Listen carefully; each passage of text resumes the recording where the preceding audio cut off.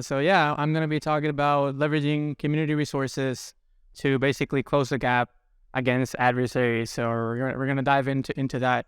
Um, so before that, I just wanted to do a quick who am I, and just notice that the T code. You already know I'm a MITRE attack fan. So I'm really passionate about that project. So currently, I'm a lead adversary emulation for Tidal Cybers. I just enjoy helping companies, do threat informed defenses, and basically, I really just wanted to include this because I'm super proud to be from, born and raised in Puerto Rico. So I just had that medication. So you can all see them in Puerto Rico just because. And then on the professional side, before coming to Tidal Cyber, I was on the MITRE attack team. So I was doing all the things there, but I'm mostly focused on technique research for Windows. So I was helping lead that effort. And then on the side, I was also working with the MITRE tag evaluation team. So the infamous team you'll maybe see around in Twitter, you see vendors claiming 100% coverage and all that. So yeah, I was part of that team, basically implementing the code that will run against those different vendors. So yeah, that's me in the beach. So that's how would I prefer to be working from. Unfortunately, it's not reality. I'm currently living in the DMV area. So hopefully one day. So yeah, I'm going to do a quick overview about this talk. So the first thing we're going to do, we're just going to be talking about what a threat-informed defense is. Then we're going to dive into how MITRE attack basically empowers defenders to do all sort of cool things on the threat-informed defense side. And we're also going to be discussing basic common pitfalls because I obviously I have a lot of love for attack, and I know what the good thing about the framework is, but I also know what the pitfalls that people commonly follow. So we're going to touch those as well. And then we're going to be basically using a community resource to leverage other community resources. So yay, community. And then we're gonna be basically doing that to focus on different threats that you might care about.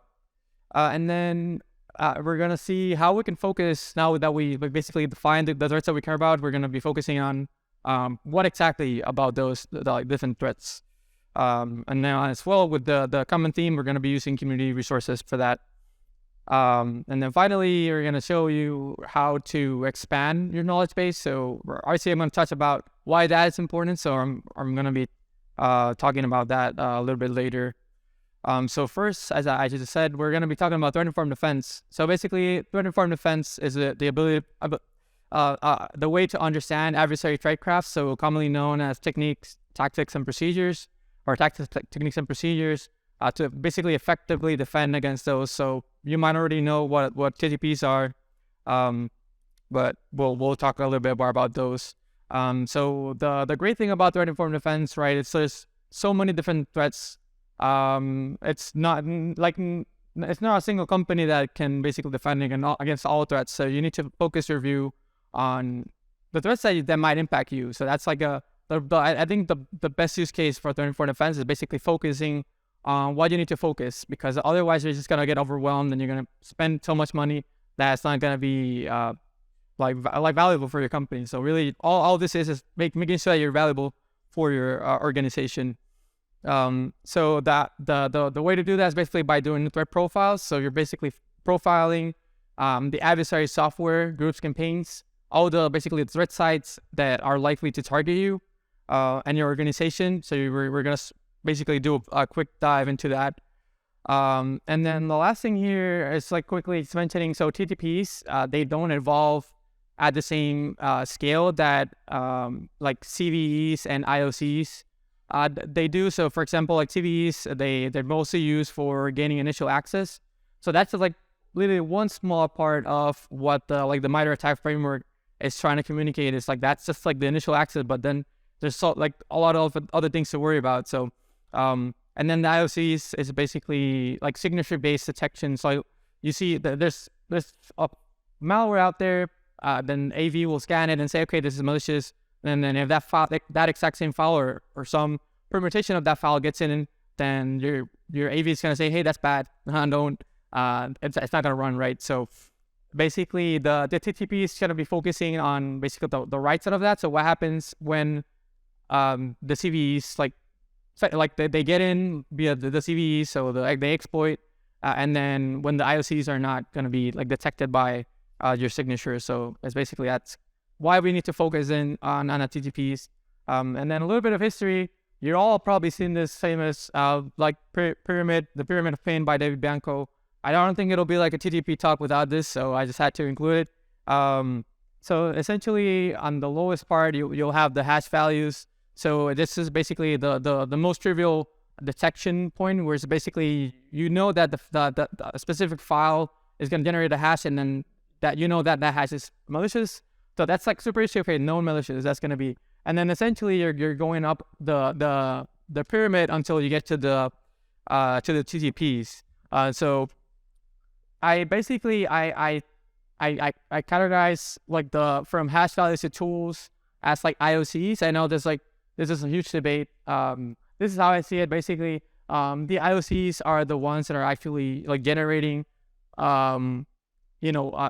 information that's gonna help maybe like attribute what is or who is behind a specific tool, for example, or like who the network infrastructure is coming from, like the main names, IP addresses, all that. But then what really is going to be is basically explain the behaviors that are actually happening on these like environments, or your hosts specifically, are what we can call indicators of attack. And I don't know if like CrowdStrike coined that term, but I really like that basically division, making this easy. Like IOCs are focusing on attribution, known malicious, and then behaviors is really what is happening on the like the full chain. And that's why before that, I just want to say, so tools are actually implementing the procedures. So the TTP, the P in that is the procedure. So the tools are actually implementing the procedure. So the tools are themselves are not creating the behavior, like they're not generating the behavior. So the tool is actually running a specific behavior, and then that is what is known as a TTP. So I just want to, I think it's like a super clear way for me to understand this.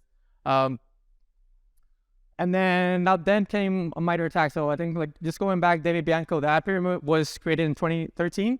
And I think the MITRE attack framework was also created in 2013, because it's really like, look at that, it's huge. It's impossible really to communicate what really is happening. So there's going to be, on the top side, you see the tactics, so the adversary goals. And then below that, you see the techniques, which is basically how the adversaries are achieving those goals.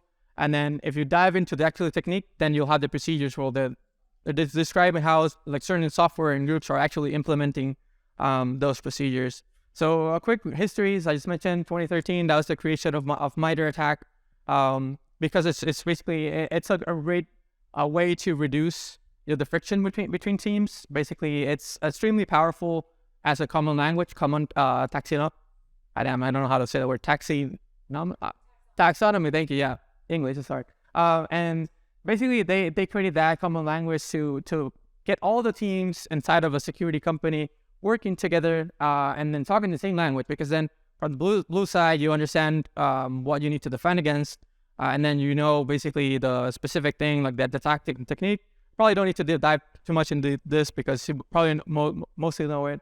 But it's basically everyone wins when the team is using this framework, because it's just going to help reduce that friction and just, time is really crucial when you're reeling against adversaries. So you got to use your time as efficient as you can. And then let's dive into the common pitfalls. It's really important. So attack is based on real world observations. So it's only gonna be able to capture what is reported out there. So it's only gonna be what are like actual companies are reporting, or blogs or security professionals really who are actually doing the analysis, malware reversing on all the specimens. So it all depends on the community to be really impactful and useful. So it's a really important thing, because without the community, we're not gonna go anywhere further, because then people are just going to complain on Twitter, because then like the techniques are not an attack. But if we contribute back to the knowledge spend, then it's going to be worth it. So again, it's not going to be a silver bullet. You can have 100% coverage, and it's really not true, because there's so many procedures that it's not going to be not going to be probable for you to be detecting all the specific procedures. So it's really about thinking, instead of thinking about coverage, think about it as confidence. So what is my confidence level for detecting a particular technique that is implemented by group X, software C? Really, you gotta dive specifically into those groups in software, and that's gonna help you inform what your actual coverage is. Because if you know what the procedures are, then now it's a little bit more one-on-one. And of course, when you're creating detections for those specific procedures, you really want to try to be as broad as possible. Obviously, the goal here is to not have too many false positives. So whenever you're creating that detection, you got to think about, okay, this detection is going to detect this procedure, but is it going to detect a different procedure? And if you're able to answer that question, then all of a sudden that detection is going to be super important and valuable for your organization. And then let's dive into the initial part of the threat profiling here. So basically, MITRE attack, as I said, they provide the language to describe the techniques and procedures, but they also have the connections between groups, campaigns, and software, and how they relate to techniques and procedures. So what we did is basically added a bunch of metadata to help folks that are starting off with their threat profiles understand really what are the threats that could be impacting me. So, for example, motivations, suspected attribution, observed sectors and countries, and I'll dive into that a little bit later. So basically, now we have a way to understand what are my direct threats.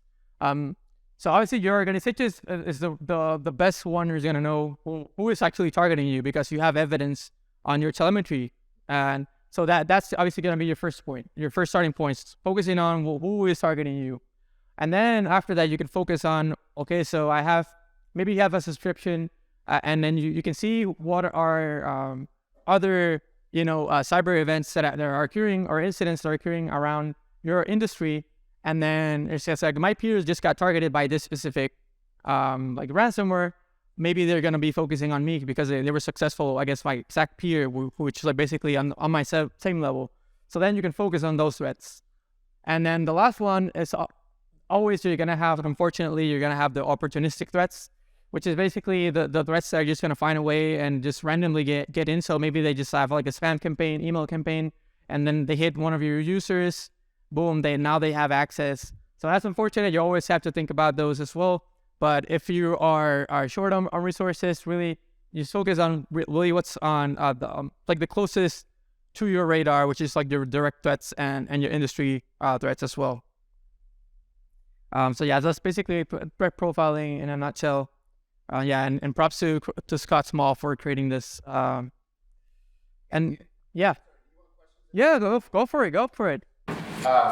Sorry. No, yeah, fine. I've actually had this conversation with Scott. Awesome. I'm not trying to put you on the spot. Yeah. I asked the same question to someone else this morning. Where do you come down on the notion that we over fetishize the targeted actor, that most of the folks, most organizations get popped by are, scanning, jiggling the door. Yes. And they're ripping off whoever leaves the window open, not, ATT&CK does not target my company in light because they could not care less about me. But if I got a web-facing server with 3389 open, I'm going to get dragged, right? Absolutely. So how do you, let me state my question clearly. As someone whose company is built on the premise of threat-informed defense, right? Because I know you guys. Where do you come down on the question of threat modeling when many organizations outside of, say, banking or the defense industry are more likely by volume to get hit by the guy on the outside than the guy on the middle? How do we plan resources? Yes. Okay. So the question, let me try to summarize the question. Yeah. No, I think I have to repeat it to the mic here. So the question was, how do companies who are probably not going to be targeted by APTs focus on their threats? Is that a good summary? Yeah, if we're more likely to be hit by the opportunists, yes. How does that change our threat model and what we apply scarce resources to do? Exactly. Yeah. So how to focus on your scarce resources when you're working with the threat profile. So basically, maybe you're not a big company in that use case, because if you're a big company, you're probably gonna have like actual APTs targeting you. But if you're like a small company, they just like maybe you are. It depends really, because if you're a super small company, then it might not even be worth doing like threat profiling. You might not even have money to like buy tools. So let's say, yeah, that happens. So let's say you're a small company, you have some tools. You probably just want to focus on really on your like attack surface, making sure that you are removing that like the known badness. So patching, I don't want to discourage patching. Like CVEs and IOCs are like 100% super important to build into your pipeline. So that's like threat informed defense builds on top of that. So it's really important to be like knowledgeable of what are your security holes of course.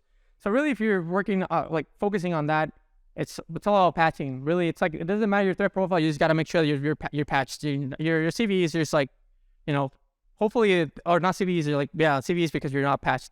But like the email, really, that's you can have the best thing, and then if someone clicks on email, then really it doesn't matter. But yeah, it's really super important though. To your point, you still have to worry about, I think, like ransomware that's known to be opportunistic and discriminate. So I mean, if I'm a small company, I have limited resources, I'd probably focus on that, on ransomware, I'd say, because it's gonna be like the most impactful to my operation, really, because it's gonna like running bad software.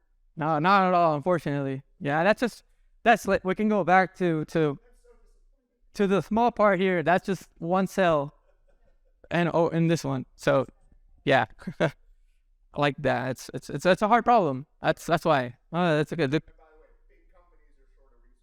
Oh yeah, absolutely. Yeah, I've definitely seen that. So yeah, let's go to the community edition here. So that's this Tidal Cyber. So basically, MITRE ATT&CK has built that awesome framework that's gonna help defenders and offensive also practitioners talk in the same language. So basically, what we're trying to do, there's so many awesome resources out there that like using MITRE ATT&CK as a common language, and what we're doing is basically creating a platform free for the community, because obviously we want to improve the community as a whole, and basically just package all those different awesome resources together, and then that way we can do things like doing like overlap analysis on like specific defenses. So because like, for example, we have Elastic, this open source, we have like Olaf, Hartong's like Sysmon modulars configuration uploaded. So all that, and I'll show that later. But basically, it's a way to show what you have available for a specific technique, and you can dive deep into that. And then the other things that it's really awesome. So like the defensive and testing solutions is all in the product registry, and then the analytics is I really don't like this word really, but really analytics is like it's some so we're using currently Sigma rules, so they're unimplemented detection logic that you can then take and implement in your specific security solution. So that's basically, it's going to be really impactful and helpful, and when you're trying to look at all the things that are available. And then the last thing here, and then I'm going to touch that later, is the community spotlight, which is a place where people can go and actually contribute back to the community and bring some awesome technique sets that include information specifically to whatever you're looking at. And again, we'll dive into that later. So let's dive into the first thing that I want to show. It's basically threat profiling in the community edition. So it's basically all about identifying the metadata. So we're gonna say in this case, hopefully I don't trust the demo god, so I recorded a video. Yeah, so basically this is where you get to when you hit the page. You're gonna see that's gonna be the community spotlight. So if you're part of the community, you'll be able to contribute that, and people will see their work. So for example, Lockbit 3.0, that's not an attack, so we just included that for a quick win for people who might be interested in ransomware, for example. And then we'll also have some other resources here, for example, like researching threats, developing threat profile, technique sets, and discover vendor coverage. And then we're gonna dive into this one. We're gonna dive into groups. So groups is basically the attack data, but we're enriching that with metadata. So the first one is you're just gonna have the way to basically search by groups. You can also look at the specific motivation, the suspect attribution. So which are the countries that might be behind or sponsoring that specific group. We'll also have like the sectors. So if you're part of like the infrastructure or manufacturing, whatever it is, we're gathering information from the open source and like basically just attaching that to the groups, make it easy.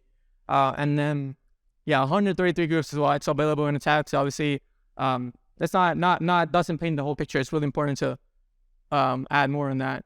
So we're gonna go in the spirit of B-sides. We're gonna go and say we're gonna be focusing on groups that have targeted United States, and that's gonna like obviously lower the amount of groups available here. And then we're gonna say we're a financial services company, a big one.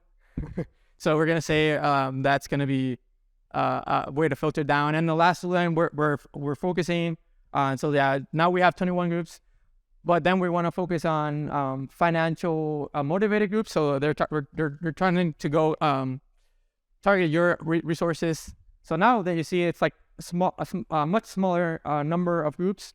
So now you can see after we have this thing called add to a matrix. So basically you'll see in the label bar on top, it's a way to like save state of what you're looking at. So I'm just gonna go ahead and add all of them.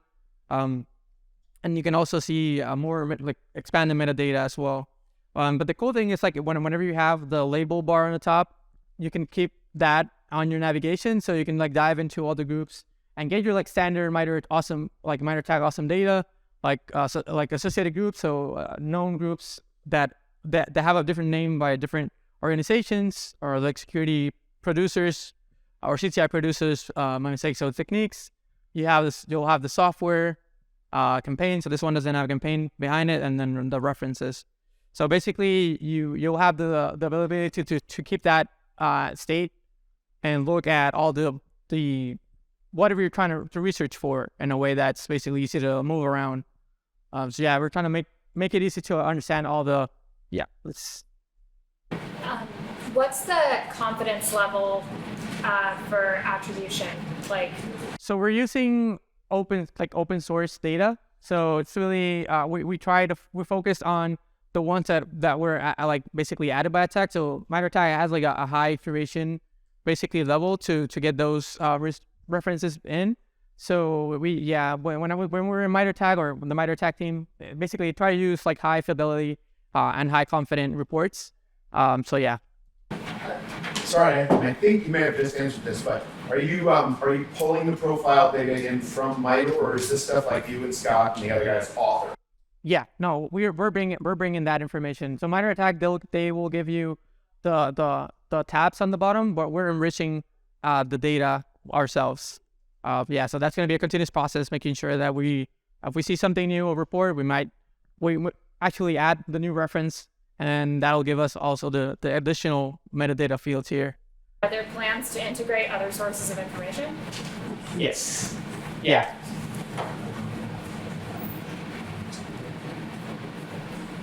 Okay. And then basically, the last thing I just want to show, so you can jump into the matrix that we hate or we're scared to see.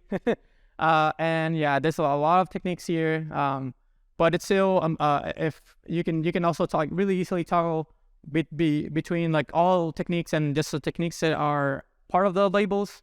So basically, it's going to reduce the amount of techniques here. And then the other cool thing that I wanted to showcase here, so basically you'll see a bunch of overlap. So the colors below, it's basically the overlap across the labels. And then the last thing I wanted to show is you can actually save state. So whatever you're working at the moment, you can actually create a matrix. So that means that you can just like forget about it and return like 1 month later and say, okay, this is where I left off in my like knowledge base exploration. we're trying to make this a little bit more easy to track, basically. So we know like attack has a lot of data, so we're trying to make it easy for analysts and anyone who's like interested in looking at this data. So yeah, and then you can close the matrix, and then you can clear all the labels, and then you can start fresh and do whatever you want to do. But then the matrix is still saved, so you can come back to it if you want to. So let's go to the next one here. Let's see if this is a new one. Looks like this one. Okay. Yeah. So now we're gonna go and it's basically what I call some quick wins. So finding gaps, and essentially the best way to find gaps is you have your threats on the left. So the ones that we just like added, basically. So it can be groups, software campaigns, you can all that. And then you can also add whatever you have created before as well. So basically those are gonna map to behaviors. So that's gonna be a way to say, okay, the specific threats are implementing all these behaviors in some way. And then the really neat thing is then you can add that infamous detection coverage. Is basically you're being able to add defensive tool. And see, really, what we're trying to see here in this point is what we just want to see: does it have a detection for this specific technique? That's it. We're not worrying about the procedure variance at this point. We just want to see, does it have a gap? And then that's going to help us to like find that answer fairly quickly. So let's do that. We have the groups that we were researching before, and then I'm going to go here and go to the product registry, just to quickly show like the different products that we have there. So we have like Invoke Atomic, Attack IQ, RichBit. So we have a bunch of different things. And then since we're in the spirit of community resources, although all this is for the community, we're gonna go and find Olaf. So you can filter down by the detection type, like the capability types. So we did detection types, and then we're gonna add sysmon module with that configuration. So that configuration basically just has a bunch of detections implemented in sysmon. So now we can go back to the matrix, and now you'll see there's a bunch of the circles. It just means there's a bunch of overlap. So we're gonna start focusing on those. So for example, PowerShell, command shell. We're not surprised about those, really commonly used. And then there's also scale task here. So we're gonna remove, but you can also hide. That's another way to remove that from the overall matrix. So we're gonna go and focus on scale tasks now, because I quickly like just noticed that when I added sysmon modular, it didn't actually provide a detection for that. So now we can dive into the analytics, so the unimplemented rules. So now it's like, okay, for this technique, the scale task technique, there's a bunch of different rules. So really what you want to do now is research your adversaries, find the procedures, go to these analytics, and then find some overlap in like the procedure level. And that's going to give you some confidence really of what you're implementing. It's going to be directly targeted for that specific threat. So let's go to the next one here. I think this is the same video. Yeah, I don't know what's kind of doing that. Yeah, so I just wanted to do this quick overview, which I really enjoyed. Basically, so we're tracking Rec Canaries. So every year they're publishing a report, and then they include their top techniques. So what we're doing is like aggregating them across the years. And for example, you'll quickly see in the execution, command and scripting interpreter, PowerShell, and I think Windows command shell, they all have hits. So that means like the adversaries are commonly using that across the year. And really, I'm not surprised by that, because that is like an execution technique, but you can think about it as well as like a tool per se. So it's commonly used by system administrators. It's really got to be hard really to protect. So maybe if you have a detection for that, that's gonna be enough for you. So let's say you have a detection for PowerShell, but then you have a detection for one persistence. So now when you see like PowerShell, and then you see technique firing per persistence, then you can infer, okay, this PowerShell is actually malicious. So you can go ahead and kill that like PowerShell process. So it's still important to be able to detect, even though you might not have like actual like protection capabilities at the moment. So yeah, just like some food for thought. I just wanted to quickly show that. And then I mentioned obviously that attack is not enough, right? Because there's so many different threats out there. So we're gonna like now dive into this portion of the talk, which is focusing on making the knowledge base your own. So for the demo's sake, I went in and chose Wizard Spider, and then I did some research on it, and I basically went to the references, look at all the techniques, and then I was like, actually, I want to dive into the references and find more about this specific adversary. So like anyone who loves Google, you can do Google dorking. So basically say Wizard Spider is actually CrowdStrike adversary. So I'm going to search for all the pages from CrowdStrike that include Wizard Spider. And then basically that ended up me finding this specific CrowdStrike blog that is I think it's titled 4 Popular Defensive Evasion Techniques. So at this point, now you just got to find where the hell is this Wizard Spider in this report. Now you found it, and then you're saying, okay, they're mentioning this technique. So run DL32, and they're also using the attack name sub technique under assigned binary proxy. So I think it's now system binary proxy execution in the latest release, or maybe the last one before that. And then awesome, now we actually have the procedure that they used. So that's going to be super important to understand if that procedure was not already tagged in attack. So now we can go back to the matrix and see, look at Wizard Spider, and basically what we found is that they don't have run DLL in the matrix. So now we just uncovered a gap basically in the knowledge base, and then what you can do is basically you can duplicate the group in your own account. So the account is free to use. You can create it. So basically you can create a new it's a sub-technique set. So it's gonna basically copy over all the Wizard Spider techniques to your technique set, and then that's gonna give you the availability to just modify and add to that. So you can go now. We have the way to add notes specifically to all techniques. We're gonna find run DLL.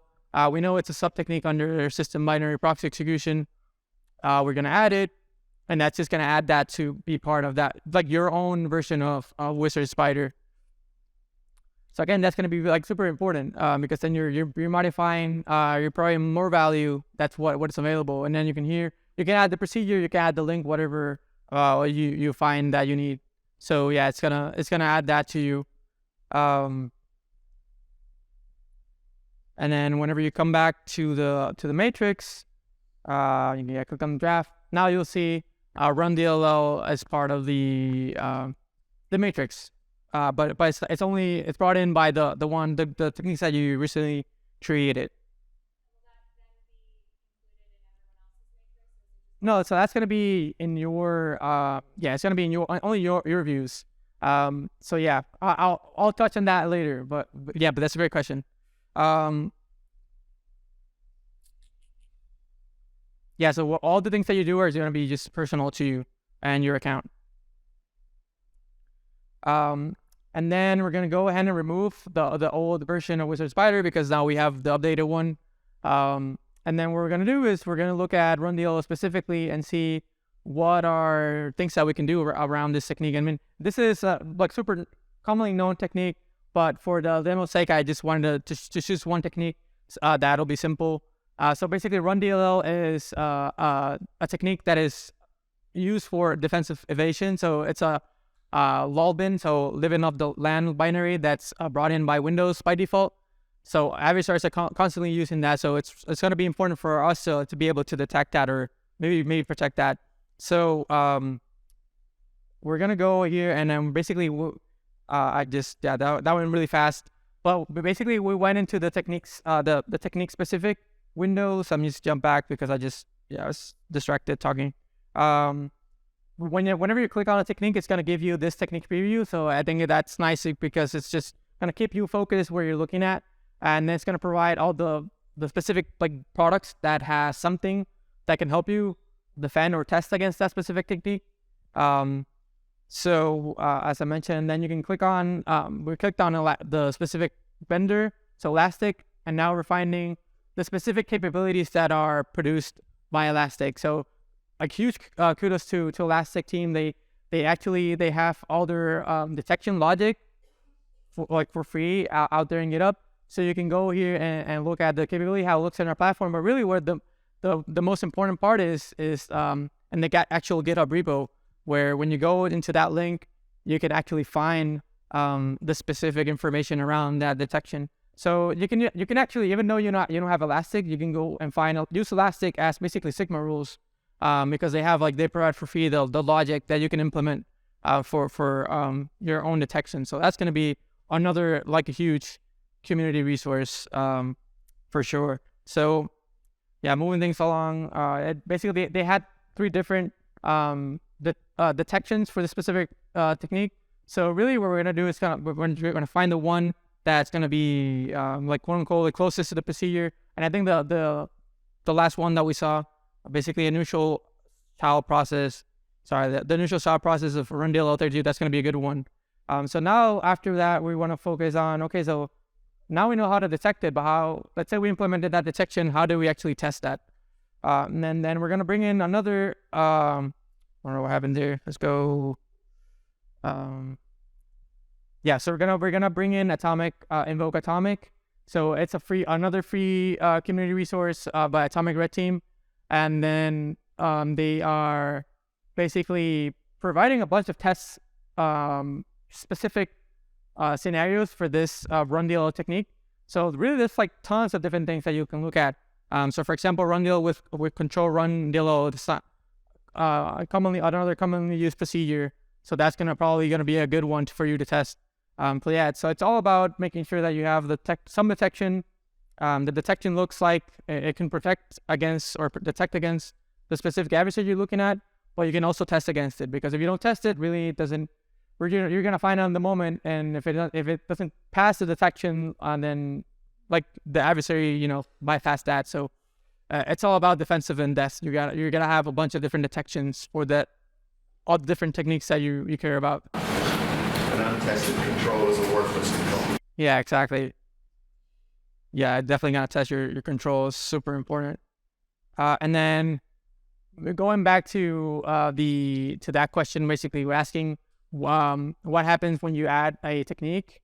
So it's gonna remain in your knowledge base, but not anyone else is gonna gain from that.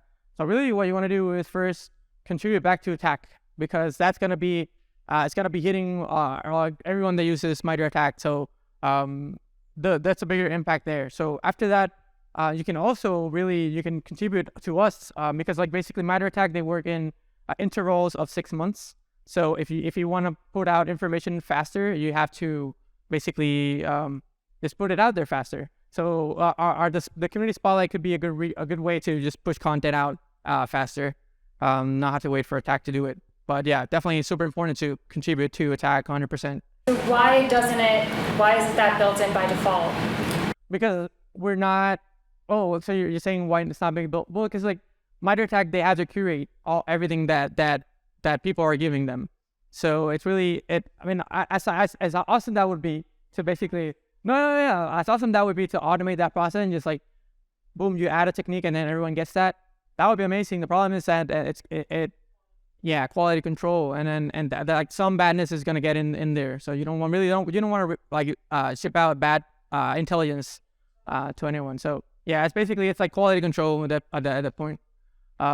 So yeah, contribute to ATT&CK, contribute to the community spotlight, and also if you're a detection engineer, contribute back to Sigma. They're awesome as well. They provide free logic for anyone. So if you're fond of contributing to detections and you're not really interested in actual CTI or whatever, that could be another good avenue to just contribute back to the community.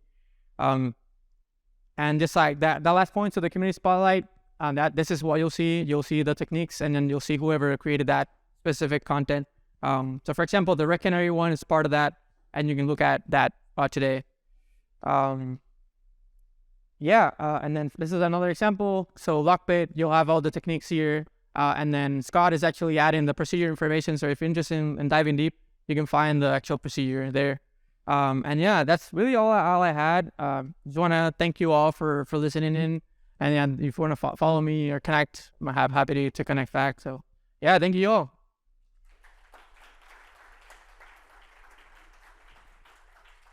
Sorry, can't show you. Yeah. So we talked about the constraints and resources, right? Yeah. One of the things that I would love to see, because you guys put out a lot of stuff on like concentration analysis on TTP, Yep. right? The next step for me would be like create value. It's okay if we see, you know, initial access is 60% by phishing and 20% by log jam and whatever. Is the bang for the buck on how to respond. So like part of our threat profile, which you guys advocate, right, is the group that has never targeted us or our industry. But their TTPs overlap with so many that have, that for like attack simulation or whatever, they're a great kind of catch-all. Yep. So my question is, do you guys see any kind of concentration, not in the TTPs, because I know you guys publish stuff about that, but about the, and by the way, if you want to cover 60% of all the bad things going on this month, just emulate this group or this kill chain with this set of MITRE techniques, and you'll cover a lot of ground. Because like resource constraints are my biggest problem is not my adversary, it's a team that's half the size it needs to be. Yep. Yeah, so the question is, how can we move past like TTPs and focus, not move past by TTPs, but basically focus on what is like the big, like the overlap this month of like a bunch of different threats. Yes. Um, that I can action, like, hey, everybody's getting in through, you know, phishing emails with BBS attachment, you know, Excel, leave them 3389 open and blah, blah, blah. Like, you guys do that. But then say, so here's what you did. Yeah. Right? That's CISA does that though. Like the a lot cyber. later. How quickly are you actually able to act on it?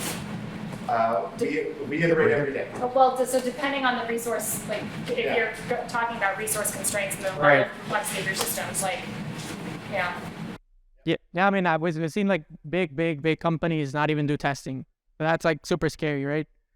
So it's really all about what you can do at the moment. So it's really all about what do your detections look like. So you can have 1,000 detections, but they only detect one procedure. So really, it's your coverage. It's hard to know there. So overlap is really important as well. Don't get me wrong. So you want to look at focusing on, let's say, like the top 10 threats around everyone. You can find the techniques that are the heavy hitters there, and maybe if you have like a testing solution, focus on that. That's like a great way to just do test control. Obviously, it's not going to be 100% accurate because you're not looking at the specifics of what the adversaries are implementing, but that's still going to provide value because you're testing on like overlap there. Because I mean, you might not detect that technique for specific by that adversary, but you might be able to detect another technique by that adversary by doing the same kind of like focusing on the overlaps across. So yeah, I mean that's definitely something that we can definitely look at, and I think it'll be interesting as well. They're good. Quick questions. Can you talk a little bit more about your business model? Business model. Yeah, this question is how can you talk about a business model? Yeah, so basically the communication is it's basically a way to get people motivated and using the like attack in a way that's useful. And obviously we have an enterprise edition, so people can if you're interested in that has like a tons more functionality, making it easy to like create your defenses, to create your threat profiles and all that. So yeah, it's basically if you only have community edition and an enterprise edition. Well, good. Yeah, appreciate it. Thank you so much.